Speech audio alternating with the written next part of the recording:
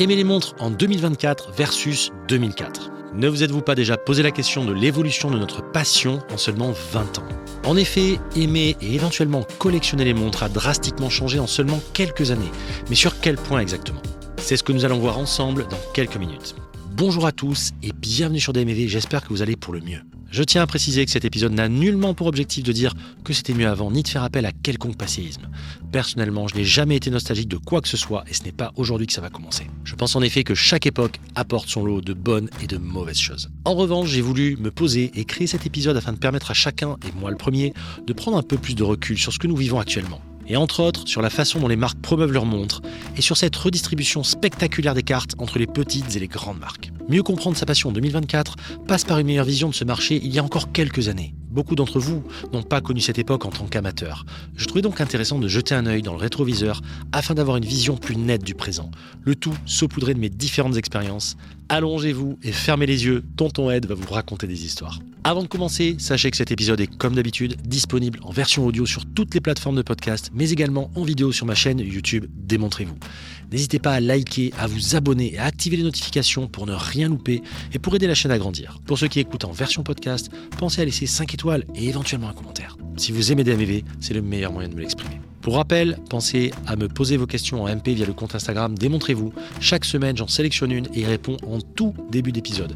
Ça commence maintenant avec une question que vous avez été très nombreux à me poser. Et donc, on ouvre le bal avec une question qui pèse, une question qui était sur toutes les lèvres depuis quelques semaines. Édouard, que penses-tu de la nouvelle Patek Philippe Cubitus ? Alors déjà, merci pour cette question que vous m'avez posée en masse et à laquelle je trouve intéressant justement de répondre à froid avec un peu plus de recul. Mais vous commencez à connaître la musique. Je dis ça car comme beaucoup, mon avis a évolué au fil des jours pour se fixer plus récemment. Mais avant de répondre, revenons rapidement sur les éléments principaux de cette pièce. Elle fait suite, si l'on peut dire, elle succède plutôt à feu la Nautilus. Elle s'inscrit comme la seule nouveauté Patek depuis ces 25 dernières années. Car comme vous le savez sûrement, la production de la Nautilus a été stoppée en 2021, provoquant un grand étonnement de la part des amateurs. Thierry Stern, patron de la marque, annonçait alors qu'il était important de se renouveler et que le modèle lui succédant en serait encore meilleur. Et nous n'étions pas au bout de nos surprises. Alors le mois dernier, Patek lance enfin sa nouvelle mouture connotée sport chic et se voulant polyvalente, la nouvelle Cubitus. Une montre carrée de 45 mm déclinée en 3 versions, acier, hors acier et platine. Tout d'abord, mon avis sur la montre elle-même. Je la trouve ni belle ni moche en fait, plutôt commune à vrai dire. Rien qui ne me fasse sauter au plafond. Disons que ça manque un peu de parti pris selon moi. J'aurais aimé un design un petit peu plus différenciant, comme avait pu l'être la Nautilus en son temps. Là évidemment, et comme beaucoup, ma réaction première fut de lui trouver une ressemblance assez frappante je dois dire, avec la Michel Herbelin Cap Camara. Bon, habituellement, c'est plutôt les marques de haute horloge qui sont copiées, pas l'inverse, non ? Ensuite, je sais que beaucoup rejettent en masse cette montre, et ce, en grande partie selon moi, à cause de 2 choses. Tout d'abord, ce nom très curieux qui ne me fait pas vraiment rêver. Car oui, je fais partie de ceux qui ont immédiatement vu ça quand ils ont entendu Cubitus. Mais aussi à cause des paroles quelque peu maladroites de Thierry Stern suite au tollé des premiers jours. Je cite d'abord la phrase en anglais et je vais évidemment vous la traduire. The haters are mostly people who have never had a Patek and never will. So that doesn't bother me. Les haters sont majoritairement des personnes qui n'ont jamais eu et n'auront jamais de Patek. Donc ça ne me dérange pas. Fallait oser quand même, et les réactions ne se sont pas faites attendre. Après, comme toujours, prenons un peu de hauteur. Le passé permet souvent de mieux comprendre le présent. Amusez-vous à vous replonger dans les archives et observez ce qui se disait lors de la sortie de la Royal Oak en 1972 ou encore de la Nautilus en 1976. Peu ou prou les mêmes réflexions qu'aujourd'hui avec la Cubitus. C'est-à-dire trop grosse, pas élégante, moche, disgracieuse. De là à dire qu'elle deviendra, à l'instar de ces dernières, une nouvelle référence dans quelques mois ou quelques années, il n'y a qu'un pas. Même si oui, elle n'a pas bénéficié du trait de crayon de génie de Lord chez Argenta. Bref, les époques changent, les goûts évoluent. Je pense donc que l'œil doit se faire. Et si je me fais l'avocat du diable, je dirais surtout que cette pièce répond parfaitement aux standards et aux attentes des nouveaux marchés, souvent bien loin des considérations esthétiques et des goûts du vieux continent. Il faut que ça se voie, il faut que ça soit clivant, même si c'est parfois pour les mauvaises raisons. Et il faut si possible une notion de rareté, même artificielle, pour finir le tout. Pour info, les premiers modèles disponibles de la version acier, la 5821, au prix public de 40 000 €, sont déjà affichés à plus de 150 000 € sur Chrono24. Comme quoi, le roi est mort, vive le roi, rien de nouveau sous le soleil. À suivre dans le temps. Juste pour finir sur cette partie, et ça n'a rien à voir, mais je pouvais pas ne pas vous le partager. Vous savez ce qui me tue dans ces pièces ? Ce que je trouve totalement indigne et en décalage avec le standing de la montre, c'est un détail, mais vous allez voir. Alors Alors vous allez me dire que je pinaille, mais à 40 000 le bout, je pense qu'on peut pinailler. Ce qui me tue, ce sont ces plots de minuterie baveux et à cheval sur le relief horizontal du cadran. Alors pour info, c'était déjà présent sur les Nautilus, mais j'avoue, j'avais pas fait attention. Et puis c'était moins évident, mais là, ils auraient quand même pu calculer le truc pour éviter les plots coulants entre deux stries. Vous trouvez pas ? Enfin moi, ça me pète les yeux en fait. Mais bon, comme dirait Thierry Stern, ça ne me dérange pas que tu dises ça, vu que tu n'es pas acheteur. J'espère avoir répondu à votre question. C'était l'intro la plus longue de l'histoire de DMEV. Allez, cette fois on y va, vous êtes prêts ? Let's go.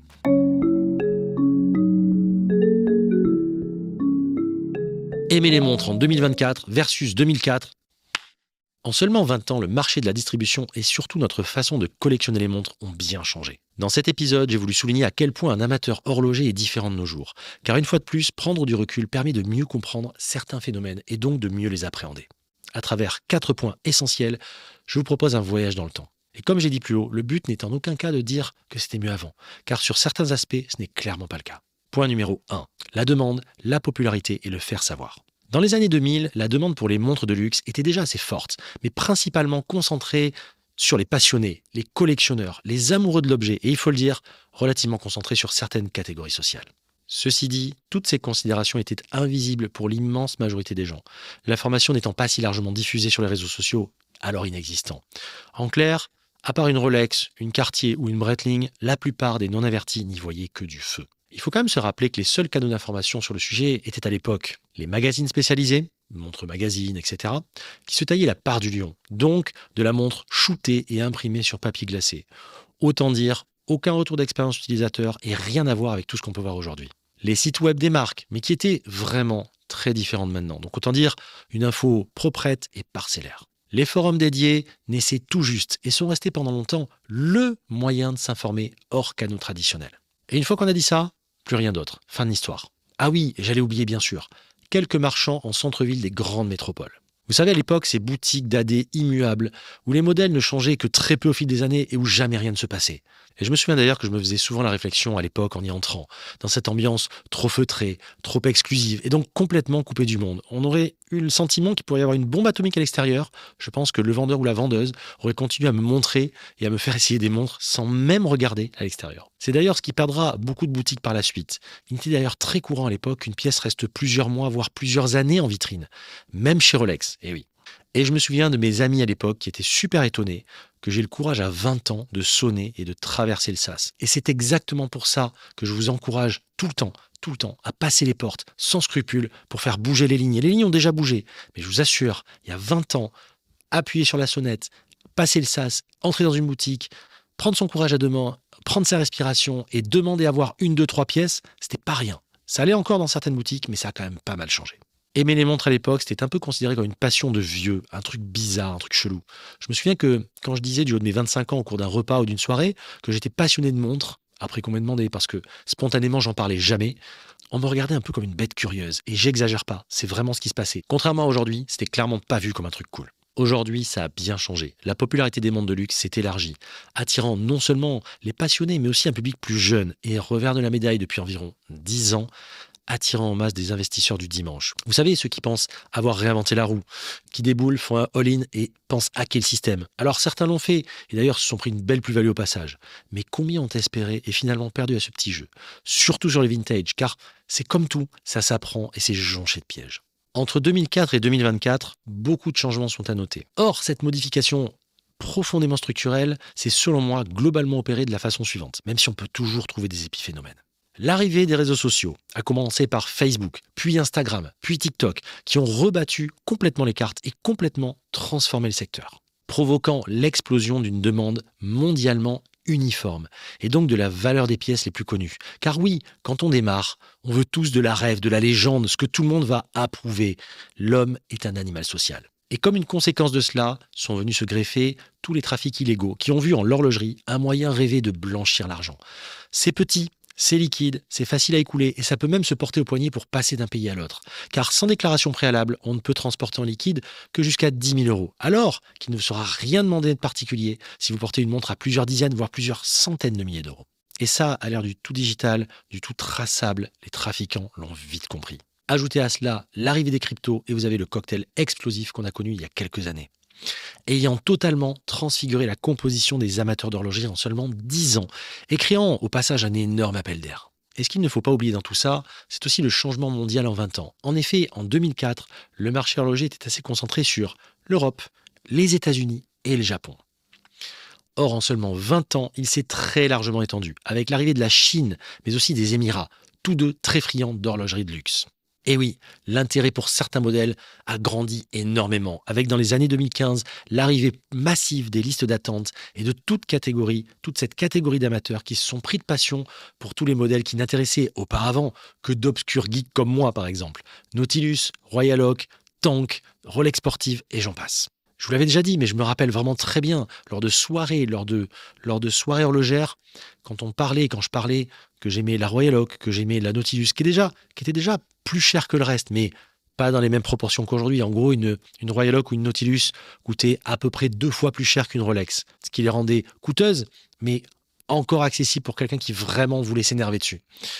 Et à l'époque, personne ne s'intéressait à ces montres. Tout le monde les trouvait curieuses, bizarres. La Nautilus, les gens avaient du mal avec cette lunette. La Royal Oak, les gens la trouvaient trop acier, trop brossée, trop fragile. Ça ne correspondait pas au goût de l'époque. Et d'un coup, tout le monde s'est mis à l'aimer.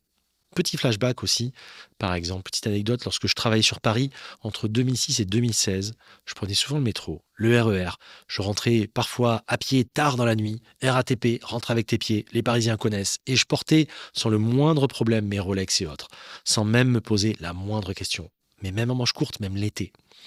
Aujourd'hui, t'oublies ça. Aujourd'hui, les réseaux ont fait que n'importe quelle personne reconnaît, même quelqu'un qui n'y connaît rien en montre, sait reconnaître une Royal Oak à 100 mètres. Et je ne parle même pas de la hausse des prix par rapport à avant. Pour vous donner une idée, une Submariner ou une GMT Rolex à l'époque s'achetait autour de 2500 à 3000 euros avant 2010, je parle. Et une jolie Datejust coûtait à peine 1500 euros. Et là, j'ai écœuré tout le monde. Et fait intéressant si on fait le parallèle avec le SMIC, par exemple. En 2004, le montant brut du SMIC était de 1286,09 euros. Une sub valait donc 2 SMIC. En bref, quelqu'un qui gagnait correctement sa vie pouvait économiser 200-300 euros par mois sur une année. Et en étant motivé, pouvait se payer sa sub, en une grosse année. En 2024, le SMIC est à 1766,92 euros brut, soit une augmentation d'environ 37% en 20 ans. Or, une sub aujourd'hui sur le gris coûte à peu près 12 000 euros et 9 400 euros chez l'AD, chez Rolex. On va donc faire une moyenne cote mal taillée, j'avais calculé à 10 700 euros. Une sub vaut donc 6 SMIC brut et non plus 2 comme en 2024. Vous voyez la différence de courbe et la différence d'inflexion de la courbe. Et notre gars qui mettait avant 300 euros de côté chaque mois, c'est quand même beaucoup d'argent. On mettra cette fois pas 1, mais 3 années à se l'offrir. Donc si l'on ajoute à cela la liquidité de la pièce, on comprend aisément que ça puisse attirer les convoitises et que la montre ait changé de positionnement dans la conscience collective. Deuxième point important, l'éloge du temps long. En 2004, le rythme des sorties de nouveaux modèles de la part des marques horlogères est beaucoup moins soutenu que de nos jours. Les marques sortaient bien souvent une seule nouvelle collection pour Baselworld, l'ancêtre du Watches and Wonders. Et basta! Il était plus rare d'avoir des modèles, des variantes, des nouveautés, des changements de cadran au cours de l'année comme on peut avoir maintenant. L'amateur était donc beaucoup moins sollicité que maintenant, où une nouveauté chasse l'autre, quasi quotidiennement. Et je ne sais pas pour vous, mais moi, ce rythme aujourd'hui me perd un peu parfois, et rend encore plus difficile un choix qui paraissait beaucoup plus évident auparavant. Si vous ajoutiez à cela le peu de stimulation médiatique comparé à aujourd'hui, vous comprenez aussi aisément que la tentation n'était pas omniprésente comme en 2024. Sans parler du côté vicieux de l'algorithme. Mais on en parle un peu plus tard. Aujourd'hui, ce ne sont pas qu'une poignée de modèles qui nous plaisent. En effet, beaucoup d'entre vous ont désormais des wishlists longs comme le bras. Et d'ailleurs, c'est drôle parce qu'à l'époque, quand tu demandais son Graal à quelqu'un, il te répondait généralement directement et sans la moindre hésitation, la montre qui lui plaisait. Aujourd'hui, vous avez remarqué, quand je le demande en fin d'émission, quand je fais un podcast avec un amateur, généralement, il y a de longues hésitations, il y a 1, 2, 3, 5 modèles. Alors qu'avant, c'était vraiment, je veux la Daito, je veux la Sub, je veux la Speed, etc. Et parallèlement, curieusement, les tarifs ont aussi grimpé vertigineusement. Je le dis et je le redis sans cesse, privilégiez le temps long et la réflexion et ne prenez que ce qu'il y a de bon dans cette passion. Oubliez toute la charge mentale liée à la précipitation. Vous allez voir que vous allez vous sentir beaucoup plus léger. Prenez que le bon. Ce qui nous emmène naturellement au troisième point, un point essentiel. L'impact des réseaux sociaux. Ce qui est fou de constater avec les réseaux sociaux et tout son maillage d'influenceurs, c'est le décalage avec le contexte économique difficile et incertain que le secteur connaît aujourd'hui. et la facilité avec laquelle vous sont proposées des pièces à des tarifs toujours en augmentation, comme si l'argent poussait sur les arbres. La montre pour l'été, la pièce qu'il te faut avec son cadran tellement fun, 3 000 €. La pièce en collab avec tel ou tel à seulement 50 exemplaires, dépêchez-vous. Mais vous avez compris le truc. Ce qui m'a personnellement encouragé à encore plus prôner le slow collecting. C'est vraiment un néologisme, un terme que j'ai inventé. C'est-à-dire, et comme je vous le dis toujours, prendre son temps, apprendre à connaître ses goûts, se former solidement. En écoutant des MEV par exemple, essayer et acheter des pièces de cœur, faisant fi du FOMO ou de la fame du moment. Le nouveau mot à la mode en ce moment, je l'entends partout. Voici la nouvelle itération. D'ailleurs, aujourd'hui, une sortie, même en grande pompe, ne fait pas le buzz plus de 3-4 jours. C'est ce qui est dingue. Et les prix chez les grandes marques historiques, j'en parle même pas. En 2004, la montre était considérée comme étant une nouveauté tout au long de sa première année de vie. Aujourd'hui, en gros, ta montre est dépassée en seulement quelques mois. Regardez encore récemment, allez, quelques exemples, 2 exemples. La Tag Heuer Formula One Kiss. Plastique, quartz, 1500 €. Qui s'en souvient maintenant? On a l'impression que ça fait déjà des années qu'elle a été ressortie et réexhumée. D'autant que l'original se trouve quasiment à quelques centaines d'euros. Et ce phénomène, on le voit pour beaucoup de pièces. Plus récemment, la Speed Voice First Omega in Space. Elle est très belle avec ce cadran bleu, elle est super. Mais c'est pas le sujet. Elle a fait grand bruit pendant combien? Une semaine. Tout le monde s'est excité, puis plus rien. Et c'est ça qui est assez déroutant. En 2004, quand tu achetais une montre, et je m'en souviens bien, il y avait un caractère sacré. Tu achetais un compagnon pour la vie, ou en tout cas pour faire un gros bout de chemin ensemble. Maintenant, c'est devenu un objet de consommation comme un autre, comme une fringue, un peu comme un iPhone qui sombre dans l'oubli dès que le prochain sort. En 20 ans, l'objet s'est totalement désacralisé, ou en tout cas, sa perception a beaucoup changé. Il s'est repositionné, alors que paradoxalement, les prix, eux, se sont envolés. Autre chose qui a beaucoup changé, il y a encore 20 ou 30 ans, les personnes qui aimaient les montres autour de moi avaient pour la plupart, allez, 1, 2, 3 jolies montres grand maximum. Genre bien souvent, une dress pour le taf, pour donc le monde professionnel, et une un peu plus sport, moins prestigieuse en général, pour les loisirs et le week-end. Et ils les rinçaient littéralement pendant 10, 20, 30 ans ou même toute leur vie. D'ailleurs, on connaît tous la montre du grand-père qui l'a porté 50 ans. Et j'en veux pour preuve le claim de Patek, ce fameux claim né en 1996 qui marque bien une époque, mais qui aujourd'hui pour moi est complètement obsolète. Jamais vous ne posséderez complètement une Patek Philippe, vous en serez juste le gardien pour les générations futures. Alors oui, ça nous fait rêver, le poing sur le cœur, les yeux au ciel, mais concrètement, qui aujourd'hui garde réellement une montre pour la vie, pour les générations futures? On essaie de le faire tous un petit peu. J'ai quand même le sentiment que c'est quelque chose qui s'est pas mal délité. Mais n'hésitez pas à me dire ce que vous en pensez en commentaire. Je sais qu'il y en a pas mal qui sont même passés dans l'émission et qui mettent un point d'honneur à ce que leur montre soit transmise aux enfants. Mais en fait, vos enfants, soit ils porteront pas de montre, soit ils s'en foutront. Et je pense qu'ils auront besoin d'autre chose pour avoir un coup de pouce dans la vie qu'une montre à 15 000 balles qui va finalement les handicaper, qu'ils ne pourront pas porter. Enfin, moi, je suis vraiment beaucoup revenu sur ce sujet-là. N'hésitez pas à me dire ce que vous en pensez. J'étais vraiment de la team il y a encore 5 ou 10 ans. Des gens qui disaient oui, je laisse ça pour tel enfant. Et puis je me rends compte que les enfants, soit ils s'en foutent, soit ça les intéresse, mais pas au point. Alors, c'était valable quand une montre coûtait 1 000, 2 000, 3 000 €. Quand vous avez une montre qui coûte 10, 15, 20, un peu plus, j'en sais rien, selon les personnes, selon les bourses, selon les niveaux, ça peut être assez anxiogène pour votre enfant, plus tard en tant qu'adulte, de porter ça dans une grande ville ou pas d'ailleurs, parce qu'on voit un petit peu l'évolution. Et puis, je pense qu'avec 10, 15, 20 000 €, vous pouvez lui donner autrement un meilleur coup de pouce pour créer son entreprise, pour démarrer son activité, pour faire autre chose. Donc vous voyez, je pense que ça a quand même beaucoup changé. Mais je reviens sur mon sujet. Et ce phénomène de porter long explique aussi bien le changement de perception du vintage à l'époque versus aujourd'hui. Autre gros changement de mœurs. Je vous explique. Je me souviens lorsque je m'intéressais déjà au vintage, bien avant que ce soit cool et à la mode, beaucoup de gens vraiment autour de moi ne comprenaient pas que je porte une montre, mais qui avait vécu si longtemps au poignet de quelqu'un d'autre. Beaucoup étaient très gênés avec ça, avec bien souvent une expression vraiment quasiment de dégoût, comme si je traînais avec moi le lourd passé de quelqu'un d'autre. Il faut savoir, et c'est important, que la notion de glam et noble de la patine est assez récente dans la conscience collective horlogère. Avant, on parlait de dégradation avant de parler de patine. Et c'est d'ailleurs pour ça que beaucoup changeaient les pièces si leur état, la patine, ne leur convenait pas. Et c'est pour ça que vous avez retrouvé beaucoup de pièces un peu Frankenwatch, comme on dit, où les cadrans, les lunettes, les couronnes, les boîtes ont été changées, les mouvements même parfois, parce que ça se changeait, c'était presque un échange standard, c'était interchangeable et les gens ne se posaient pas autant de questions à ce niveau-là.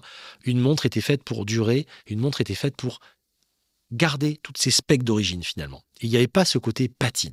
Je prends un exemple aussi qui me fait sourire et qui est assez révélateur. Alors c'est assez révélateur du pays également. C'est quand j'étais allé à plusieurs reprises, et j'étais allé en 2016, j'étais allé à Florence, en Italie, et je vais voir un professionnel qui vendait quasi exclusivement que des Rolex, ou même la Sainte Trinité, je crois, je sais plus.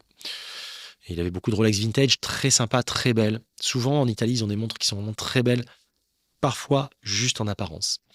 Je rentre dans la boutique et je jette mon dévolu sur une Rolex 1675 GMT Master Long E, donc vraiment une montre très belle avec un magnifique cadran, la patine qui va bien, l'insert avec vraiment superbe. Eux, ils avaient tout compris à la patine avant les autres. Les chanfreins, la totale. Je vois cette montre, elle me plaît beaucoup et je suis quasiment à passer à l'achat, mais je suis un petit peu dubitatif sur une chose parce que je me demande si le cadran est cohérent avec l'année de la montre, puisqu'à quelques mois ou à quelques années près, on n'était pas sur cette référence. Donc, mais encore une fois, des montres des années 60-70, on ne peut pas être aussi précis sur les références parce que à l'époque, ils s'en foutaient et à quelques mois après, ça pouvait être faux. Et au moment où je vais acheter la montre, je dis au type, je suis peut-être un petit peu embêté par le cadran. Le mec, le vendeur, me dit, attendez un petit peu, je vais vous montrer quelque chose, vous allez peut-être changer d'avis. Il va en arrière-boutique et il revient avec 2 grosses mallettes comme ça.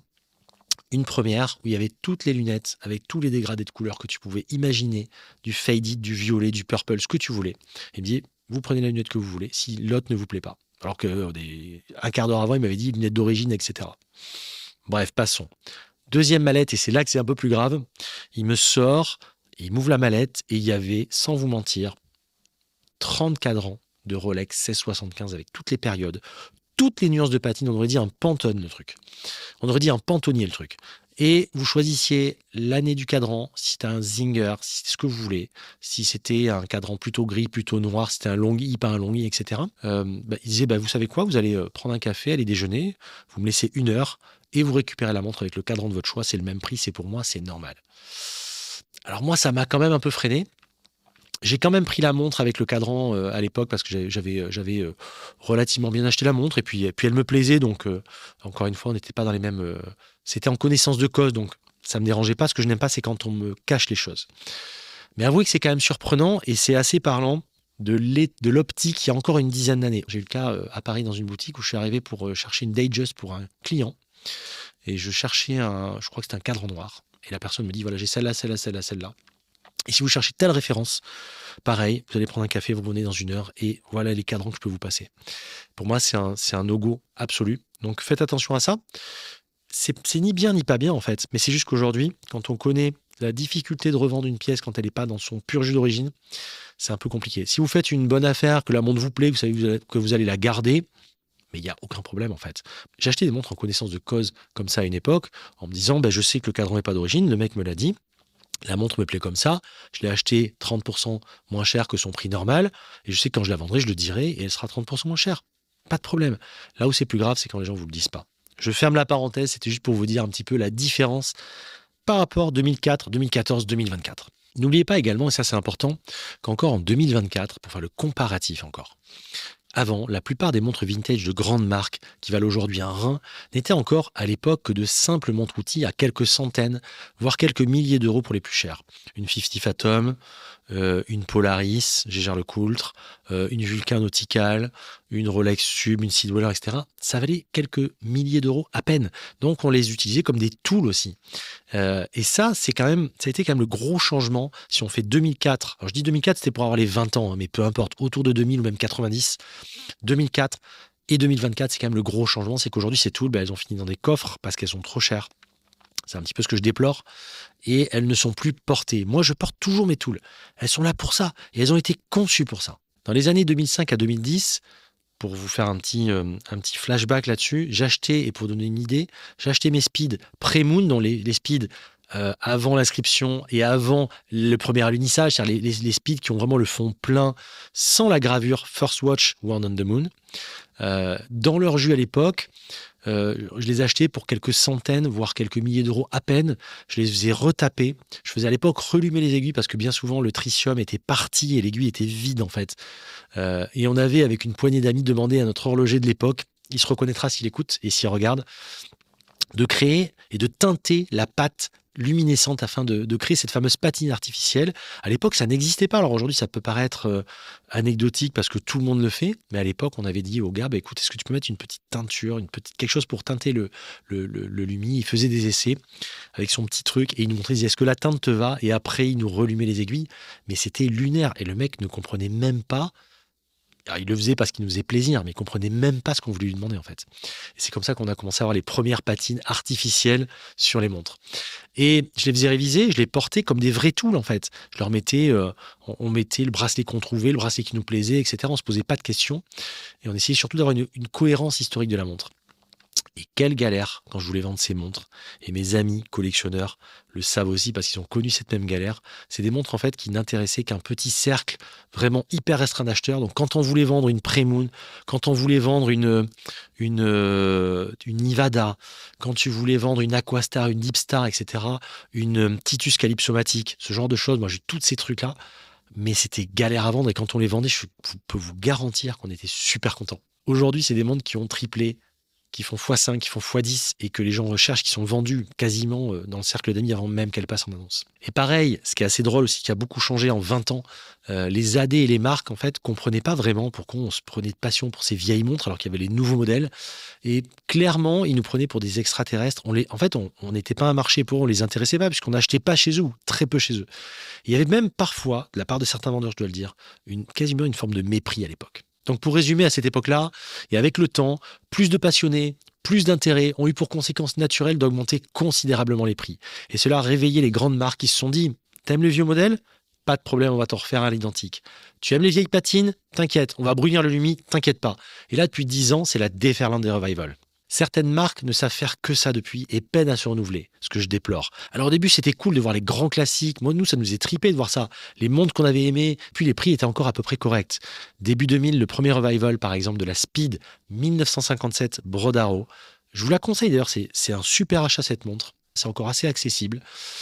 C'était une réédition encore un peu maladroite qu'on pouvait s'offrir à peu près entre 1500 et 2000 euros. Je crois que maintenant, ça a pas mal augmenté. Je crois que c'est 3-4 000. J'espère que je dis pas de bêtises. Ce qui est un petit peu anachronique avec la montre, c'est qu'elle a le Brodaro de la version anse droite alors qu'elle a les anses lyres. Mais ça reste une très jolie montre. Et c'est une Speed vraiment digne d'intérêt. J'en ai pas parlé dans les sélections, mais n'hésitez pas à vous y intéresser. Là, je la mets à l'écran.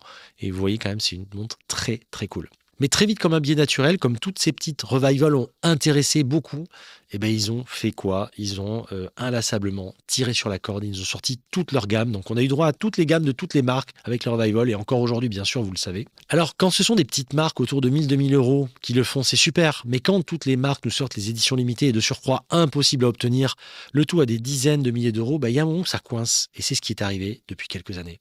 Surtout quand ce phénomène se croise avec celui dont je vous parle en point numéro 4. À savoir la déferlante des micro-marques et des marques indépendantes.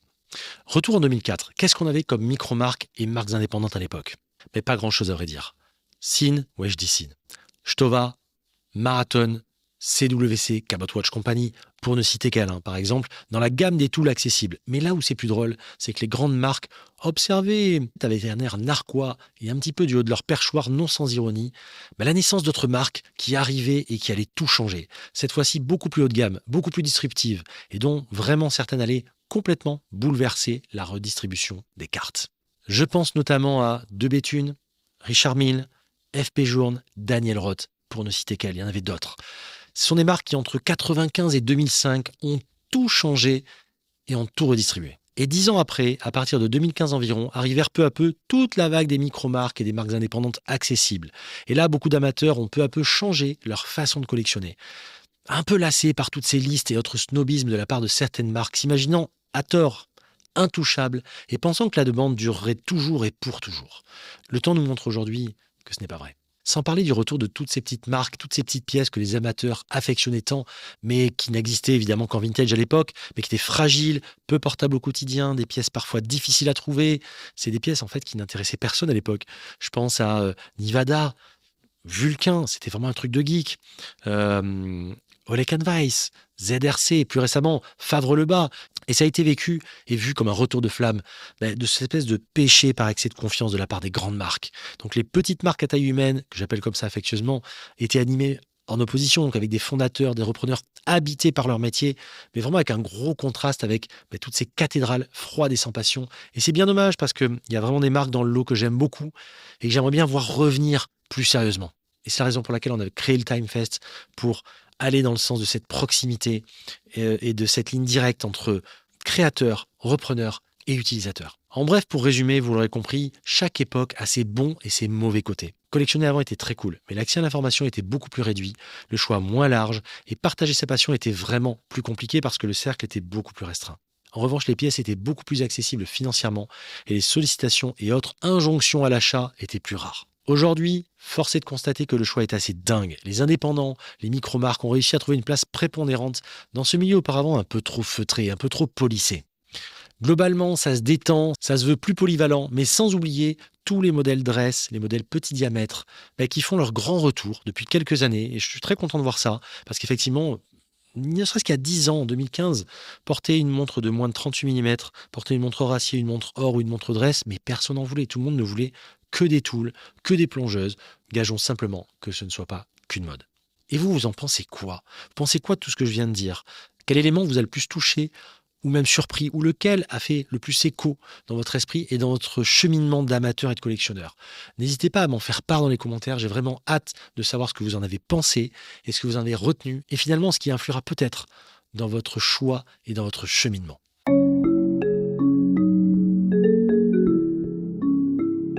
Comme je dis toujours, il n'est de bons amis qui ne se quittent. Nous arrivons à la fin de cet épisode. J'espère qu'il vous a plu. Si tel est le cas, n'hésitez pas à liker, à noter, à commenter et n'oubliez pas de vous abonner à la chaîne YouTube pour ne rien louper des futurs épisodes. Je vous prépare de très belles choses.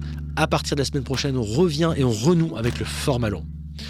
Encore une fois, merci à tous pour vos contributions et marques de soutien que vous m'envoyez tous les jours, tout le temps, en MP, en message, en commentaire. Ça me va droit au cœur. Merci. Comme d'habitude, vous pouvez me contacter par mail à l'adresse contact@demontrezvous.com ou en DM via le compte Insta Démontrez-vous.